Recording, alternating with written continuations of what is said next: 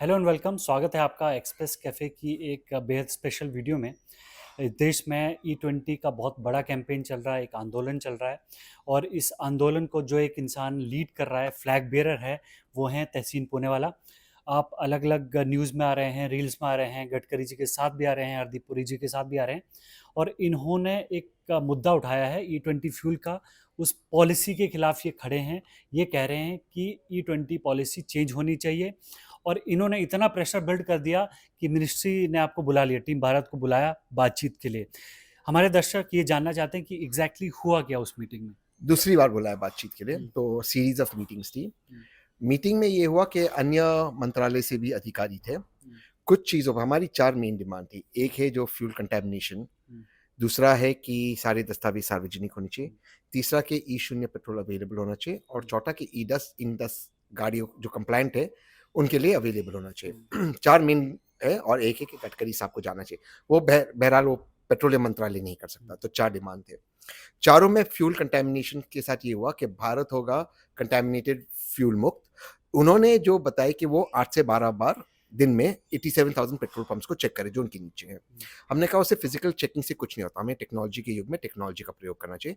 हमने जो रिसर्च की थी सारा टेक्नोलॉजिकल सोल्यूशन उनको दिया, इंक्लूडिंग एआई, ब्लॉकचेन किस तरह से जियो टैगिंग करे, जियो लोकेशन करे वगैरह, सारे उन्होंने माने, उसमें कोई उन्होंने नहीं कहा।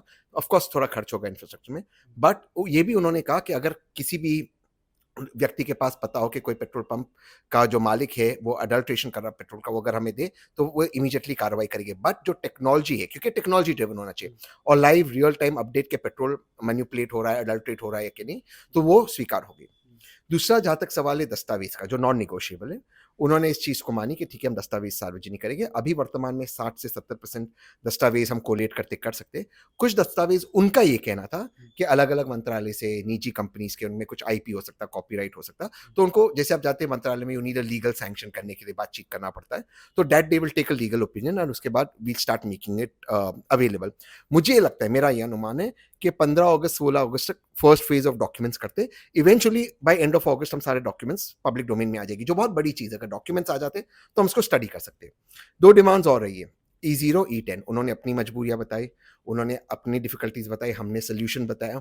वो मीटिंग अब अगले हफ्ते कंटिन्यू होगी, 4 घंटे की मीटिंग हुई। बट ये नॉन नेगोशिएबल है कि पेट्रोल के दाम कम करने चाहिए और ई-10 अवेलेबल होना चाहिए। मिनिस्ट्री ने अपनी क्या मजबूरियां बताई, उस जो जनता जानना चाहती कि आखिरकार सरकार इतनी मजबूर क्यों है E20 फ्यूल को पुश करने के लिए। अभी तो E25 भी आने वाला था, उसको डिले कर दिया गया है। वो पहले मीटिंग में सक्सेस मिला, उन्होंने कहा कि हम नहीं करेंगे। ई-10 को लेकर वो कह रहे हैं कि देखिए हम इसको डिस्पेंस कैसे करें, इतने ही मशीन्स हैं, पेट्रोल मशीन्स जिसके जिसके थ्रू हम पेट्रोल दे सकते हैं। तो एक हो गया डीजल का, एक हो गया पेट्रोल का, ई-20 का, एक हो गया प्रीमियम पेट्रोल का, और एक हो गया प्रीमियम डीजल का। 4 ही है। तो हमने कहा प्रीमियम पेट्रोल को बंद कीजिए, जो ये XP95 है वहाँ पे ई-10 दे दीजिए। तो हमने भी सोल्यूशन बताया उनको कि आप इसको बंद कीजिए। आप वैसे तो 4 दे ही रहे हो ना अभी, तो इसको दे दीजिए। तो ये चीज़ हमने कहा। और ई-0 सारे पेट्रोल पंप पे होनी चाहिए, अभी 500 पर है, और वो बिल्कुल होना चाहिए एट मच लेसर प्राइस, करीबन 90 रुपये, 85-90 रुपीज़ पर होना चाहिए। तो ये हमने बात रखी। अब वो उसका सोल्यूशन लाएंगे, ब्लेंडिंग क्योंकि उनका डेपो पे होता है, कैसे ला सकते हैं, कैसे सेपरेट हो सकता है, तो वो उनका टेक्निकल चीज़ बताएंगे। नेक्स्ट मीटिंग में इसको आगे ले जाएगी, लेकिन सोल्यूशन है, क्योंकि ये फॉर एग्जाम्पल XP95 है, उसकी क्या ज़रूरत है, आप वहाँ पे ई-10 दे दीजिए। तो ये हमने उनको जवाब दिया। और हरदीप पुरी जी उसमें थे मीटिंग में? नहीं, कल हरदीप पुरी जी नहीं थे। कल सेक्रेटरी लेवल से मीटिंग लीड हुई। और ये बात मैं मानता हूँ कि देखिए जो टेक्निकल चीज़ है, माननीय मंत्री महोदय को मिलकर जो टेक्निकल चीज़ है वो ज़्यादा ज़रूरी है। उसका टेक्निकल रास्ता निकालना चाहिए। मैंने कल मीटिंग में जोक भी किया कि पाकिस्तान बर्बाद हो गया क्योंकि पाकिस्तान को, जब भारत पाकिस्तान अलग हुए, तो पाकिस्तान बर्बाद हो क्योंकि उनको मिली आर्मी, और भारत पीछे रह गया क्योंकि उनको मिली ब्यूरोक्रेसी। तो ब्यूरोक्रेसी में होता क्या है, उनके मुंह पर कहा कि हर सोल्यूशन का वो प्रॉब्लम निकालेंगे। तो आपको उस प्रॉब्लम से निकल के आपको निकालना है। तो कई लोग ऐसे लगता है कि ई-0 क्यों अवेलेबल नहीं है, दाम क्यों कम नहीं है, इसको समय लगेगा, बिकॉज 6-7 मंत्रालय से उनको भी बातचीत करनी होगी। तो ठीक है, ये चीज़ होती है, निगोसिएशन हम कर रहे हैं। आपको लगता है कि इस देश में अभी जैसे माइलेज का इशू आपने बहुत उठाया, आम आदमी का इशू बहुत उठाया, तो आपको लगता है कि ये जो प्राइस कर्व की बात है, मतलब कीमतों पे काबू होना चाहिए जब एथेनॉल सस्ता बन रहा है ना, टैक्सेशन इतना ज़्यादा है और आप ऑलरेडी मेंटेनेंस का बोझ लोगों पे ज़्यादा डाल रहे हो, तो जो प्राइस है वो कर्व होने की बहुत इमीडिएट ज़रूरत है। 90 रुपए में पेट्रोल मिल सकता हम्म, है। हमने लास्ट टाइम भी आपके हम्म, साथ हम्म, कैफे में उसका हिसाब किया। हम्म, इनफैक्ट एथेनॉल ज्यादा महंगा है पेट्रोल से हम्म, वर्तमान में। हम्म, कच्चा तेल जो भारत में आता है उसको हम रिफाइन करते हैं, रिफाइनरीज का मार्जिन, ओएमसी का मार्जिन, हम्म, ट्रांसपोर्टेशन कॉस्ट और डीलर का मार्जिन पेट्रोल पंप का, उसमें भी हमें 55-56 रुपए में पड़ता है। आप पकड़ लो इसका 60 रुपया पकड़ लो, तब भी पेट्रोल एथेनॉल से ज्यादा सस्ता है। हमें उस चीज के अंदर नहीं गिरना है। हम क्या चाहते हैं कि आप पेट्रोल को 90 रुपए कर लीजिए। इसका एक सोल्यूशन है, जो बातचीत हुई, टच हुआ, वो ऑब्वियसली एक पॉलिटिकल डिसीजन भी होगा कि विपक्ष अगर अग्री करता है कि पेट्रोल जीएसटी में आ जाए तो परफेक्ट होगा, क्योंकि फिर बोझ कम हो जाएगा। तो अगर मैं सिर्फ एक सोच रहा हूँ, कल्पना है कि मान लीजिए 60 रुपए पेट्रोल के दाम, आपने अगर 40% भी लगा दिया, जो हाईएस्ट स्लैब है जीएसटी का, लग्जरी सिन टैक्स, तब भी आपको 84 में पेट्रोल मिल जाएगा ना। और फिर ऑफकोर्स वो फ्लक्चुएट होगा डॉलर के मुकाबले वर्सेस ये, तो ये एक सोल्यूशन हो सकता है। पर क्या विपक्ष उसके लिए रेडी होगा? तो वही आपके माध्यम से मैं दर्शकों को समझाना चाहता हूँ कि डिस्कशन कॉम्प्लेक्स है, लेकिन दाम तो कम करने होंगे दर्शकों को और देश की जनता को राह दिलानी है। आपने ट्रांसपेरेंसी की बात करी, जो डॉक्यूमेंट्स आपने मांगे कि पब्लिक डोमेन में लाने चाहिए, तो 2-3-4 पॉइंट्स बताइए कि ट्रांसपेरेंसी के लेवल पे ये सरकार कहाँ पर क्या छुपा रही है। जो सारे डॉक्यूमेंट्स हैं, कौन से डॉक्यूमेंट्स आपने पढ़े? फॉर एग्जाम्पल जो डॉक्यूमेंट्स आपको लाइन नहीं मिलती ना, यहाँ से कुछ आया वहां से कुछ आया, डॉक्यूमेंट्स नहीं है ना। अगर वो 60% डॉक्यूमेंट्स भी करते सार्वजनिक, ठीक है, तो हम उसको एक्सेस कर सकते हैं। कुछ उसके जो फिर जो करस्पॉन्डिंग डॉक्यूमेंट्स हो गए, जैसे जैसे वो रिलीज हो गए, हम पढ़ते हैं, फिर एक पिक्चर आ सकती है। हम एक पॉलिसी कैसे पढ़ेंगे? पॉलिसी तब पढ़ सकते हैं जब उसकी एक पूरी पिक्चर हमारे सामने हो, कहाँ से शुरू हुई, कैसे हुई, किन किन मंत्रालयों में बातचीत हुई, क्योंकि ये मल्टी लेवल मिनिस्ट्री की बात है। पहले जैसे वो बता रहे थे एथेनॉल था अलग मिनिस्ट्री में, अब आ गया पेट्रोलियम में, तो ये अलग अलग मंत्रालय की बात है। इसमें एग्रीकल्चर मिनिस्ट्री भी आता है, वगैरह वगैरह। तो कहने का अर्थ है कि सारे दस्तावेज जब सार्वजनिक हो गए, तभी हम माइंड अप्लाई करते उसको स्टडी कर सकते हैं। आज वो जो कह रहे, उन पे हमें भरोसा करना पड़ता, बिकॉज जैसे ट्रस्ट मी ब्रो, हम ये कह रहे, ट्रस्ट मी ब्रो वाला नहीं चलता। जमहूरियत में डॉक्यूमेंट सामने होने चाहिए। तो ठीक है, एक अच्छा पॉइंट, आप 60% इमीडिएटली कर सकते हैं, आप उसकी अपनी लीगल परमिशन ले लो, उसको कर दीजिए। बाकी जो 40% है अन्य मंत्रालय से, वो कह रहे थे कि लिखना होगा, उनसे बातचीत करनी होगी, वहां जाएगा, जो उनका प्रोसेस है, प्लस प्राइवेट कंपनीज, तो हम बात कर सकते हैं उसमें, हम भी मदद कर सकते हैं। जो निजी कंपनीज है, मुझे नहीं समझता है कि निजी कंपनीज क्यों छुपाना चाहिए।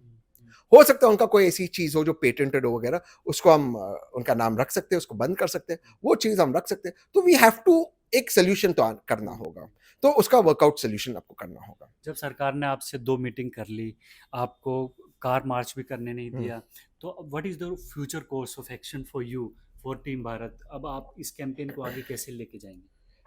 अगली मीटिंग कह रहे कि अगले हफ्ते होगी। हम उम्मीद करते हो बढ़िया हो, क्योंकि अच्छे एक माहौल में मीटिंग हुई। अगर वो नहीं होता है, कब है अगली मीटिंग? अगले हफ्ते डेट हम तय करेंगे मिलकर। अगर मीटिंग नहीं होती अगले हफ्ते, अगर हम आगे नहीं जाते, नहीं बढ़ते, और ये जो इन्होंने वादा किया कि डॉक्यूमेंट्स से सार्वजनिक नहीं करेगी और टेक्नोलॉजी का जो इम्प्लीमेंटेशन करना है वो शुरू नहीं होता है, देन फिर हमें सड़क पे बैठना होगा। सी देखिए, हमें तो करना है, हमें बात भी करनी है, संवाद भी करना है, और हम सड़क पे उतरने के लिए भी तैयार है। सवाल है इनको क्या करना है। हम बातचीत करेंगे। हम भी ये मानते कि सरकार एक दिन में नहीं हिलती, हम भी मानते हैं, और ये कॉम्प्लिकेटेड मैटर है। देश के रेवेन्यू का, फाइनेंस मिनिस्ट्री भी आएगी इसमें, तो हम भी वो समझते, बट ये ना हो कि देश के आवाम का मूर्ख समझो।